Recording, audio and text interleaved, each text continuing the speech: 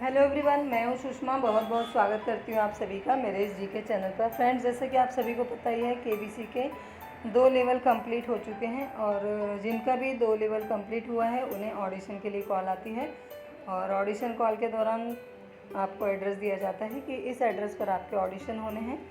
तो ऑडिशन अभी तक 3 सिटीज़ में हो चुके हैं, भोपाल, दिल्ली और मुंबई। ये 3 जगहों पर ऑडिशन हो चुके हैं। अब जो बाकी है ऑडिशन वो रायपुर, कोलकाता, अमृतसर और बड़ोदरा, ये 4 जगहों पर अभी ऑडिशन होने बाकी है। तो जिनका भी ऑडिशन अभी बाकी है वो इस वीडियो को फुल वॉच कीजिए और आपको आइडिया हो सकता है कि ऑडिशन में किस प्रकार प्रश्न पूछे जाते हैं, ऑडिशन कैसा होता है। तो इस ऑडिशन में मैंने भी पार्ट लिया था। तो 16 मई को ये ऑडिशन हुआ था मुंबई में। मुंबई ऑडिशन में जो प्रश्न पूछे गए थे उसी पर आधारित ये वीडियो मैंने बनाया है। और ऑडिशन में 2 पार्ट होते हैं। पहले पार्ट में 20 प्रश्न पूछे जाते हैं जनरल नॉलेज के और उसके बाद सेकेंड राउंड होता है। सेकेंड पार्ट में आपसे वीडियो ऑडिशन के दौरान भी आपसे कुछ प्रश्न पूछे जाते हैं। आपके जीवन पर आधारित कुछ प्रश्न होते हैं और कुछ 2-3 प्रश्न जनरल नॉलेज की भी वीडियो ऑडिशन में पूछे जाते हैं। तो आप इस प्रकार से प्रिपेयर करके जाइए और ऑडिशन में पूरा दिन वहाँ पर ऑडिशन की प्रक्रिया चलती है। तो आप प्रिपेयर होकर जाइए कि हमें पूरा दिन का समय उन्हें देना है। उस दौरान आपको इस प्रकार की एक बुकलेट दी जाती है।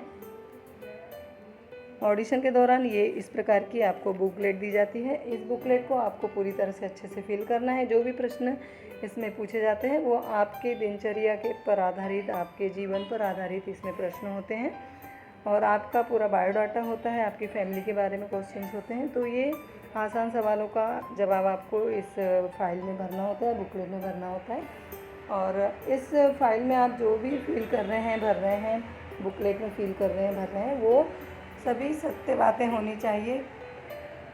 झूठी और बनावटी बातें इसमें बिल्कुल भी ना फिल करें, वरना आपका सिलेक्शन नहीं होगा। क्योंकि वीडियो ऑडिशन के दौरान ये फाइल पढ़कर ही आपसे कुछ पूछा जाता है, तो आपको फटाफट आपको आंसर देना आना चाहिए। तो चलिए देखते हैं ऑडिशन में 20 प्रश्न कौन कौन से पूछे गए थे। और ये 20 प्रश्नों के लिए आपको 20 मिनट का समय दिया जाता है। एक क्वेश्चन पेपर दिया जाता है और एक आंसर शीट दी जाती है। तो क्वेश्चन पेपर में पढ़ते हुए आपको आंसर शीट में बराबर प्रॉपरली आंसर टिक करने हैं।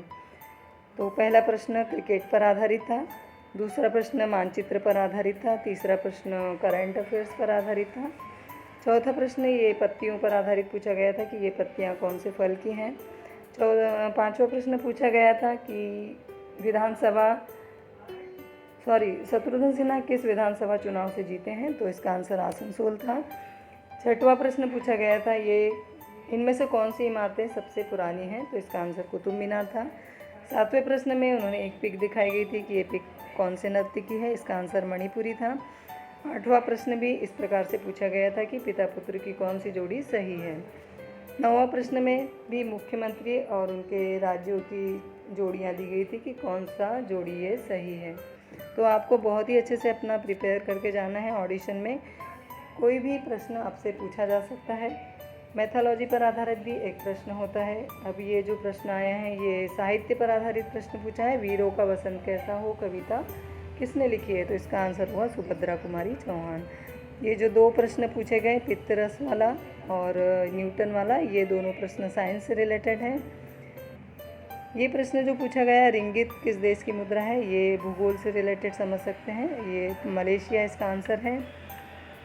2022 शीतकालीन ओलंपिक किस जगह खेले गए। तो इसका आंसर बीजिंग होगा। बायोकॉन कंपनी के अध्यक्ष कौन है। इसका आंसर किरण मजूमदार।